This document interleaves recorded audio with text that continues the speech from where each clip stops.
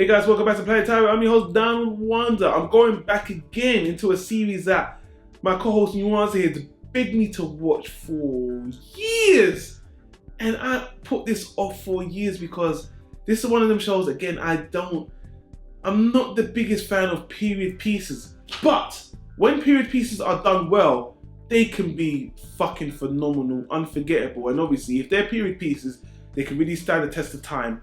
And people always go back to them as like the precursor, the foundation. Watch this show if you want to watch this about this historical blah blah blah blah. And this show was that. Now, ironically, this was another HBO masterpiece, as a lot of people called it. It's got seriously high ratings on IMDb and on other websites, and it has an actor in it that I was like, wow, man, you jumped from this show to that. Yee. But anyway, guys, let's stop with the all suspense. Let's get right into it.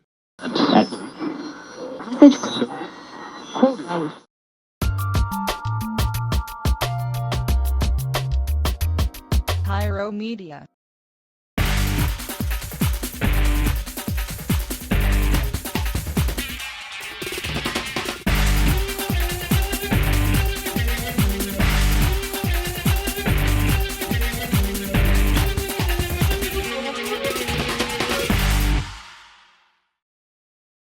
Guys, we're talking about Rome. Rome was a 2005 historical fiction series that, since we're in 2015, it's exactly 10 years old.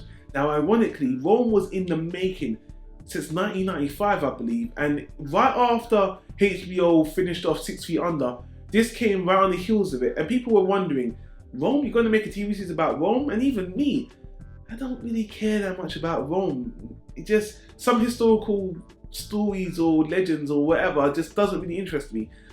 Julius Caesar and stuff like that, always interesting, especially when you know how he died.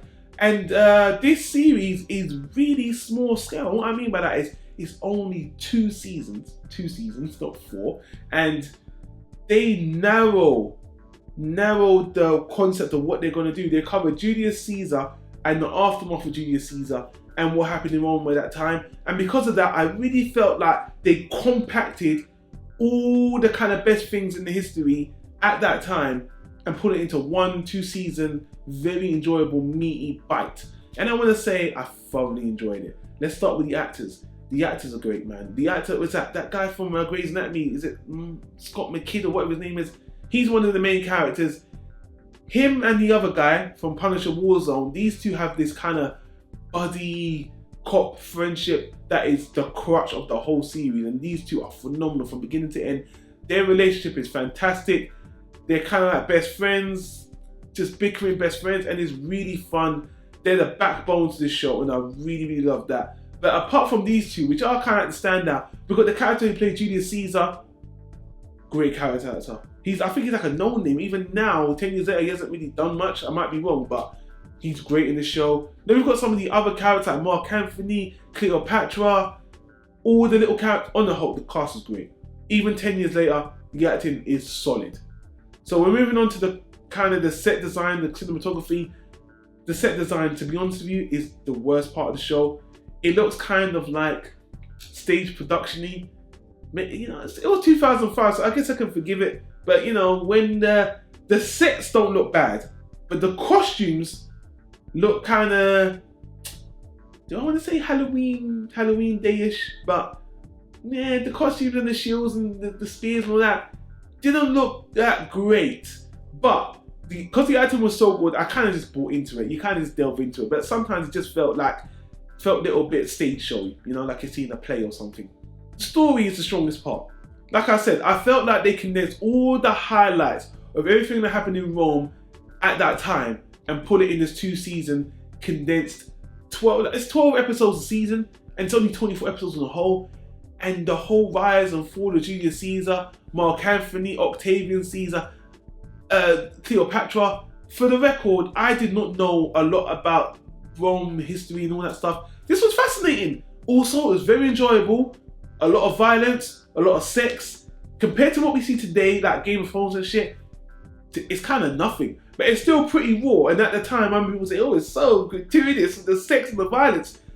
You can't compare that to today. This is kind of average that we see on TV and Netflix all the time now. Back then, I guess it was raunchy or risque, but right now, it's nothing. Especially if you watch Game of Thrones. So on a whole, good characters, good acting, decent cinematography. It's short. And on the whole, when it ended, I was like, I really enjoyed it. It's short, it's sweet. How accurate is it historically? I went back and checked on it. They did a lot of things for convenience in the story. And I know a lot of people, a lot of the historian purists find this to be very just, what's the word I'm looking for? Not blasphemic, but just like a bitch. I don't know, I'm forgetting the right word. But basically, they just see it as a slap in the face to Roman history. It's a TV show. It's very enjoyable. I think this show is very entertaining on a superficial level, on a storytelling level, and it's so short. Honestly, I would highly recommend this show for the acting, the story, the cast, overall. If this is the kind of history lesson, I'm like, that shit was enjoyable. I learned something about history, even though, you know, the facts are kind of bent just for the sake of entertaining storytelling. But I thoroughly enjoyed it, and I'm gonna give Rome a high solid B. It's not perfect, but it's been highly rated for so many years, for so long. It will stand the test of time. And when it ended, I was like, you know what, you ended perfectly. It just felt like they came in, they did what they came to do, and they left. So honestly, I couldn't recommend Rome more. It's a really good show, and I can see why Nuance was on my case about watching this for all this time. Because it's fun. It's fun, entertaining, historical fiction, storytelling. HBO did a great job. And HBO made a lot of winners back in the 2000s. Even today, they're still making winners. And this was one of their shows that really did, you know, cement how good they are at making good television. So that's pretty much it, guys. High solid B. Check out Rome. And that's about that. So guys, if you watch Rome, let me know your thoughts. Leave a comment in the comment section down below. Oh. And if it's your first time on the planet Tyro, guess what? Welcome to the channel, because we do a lot of reviews here for all types of media. If you look on the right, you'll see annotations for TV shows like this, movies, animation, books, what have you, everything. We love media. We're media fiends. Over 250 videos. God damn, we've been doing this for a long time. But thanks for watching, guys. I hope to see you in the next one. Until then, take care. Peace out.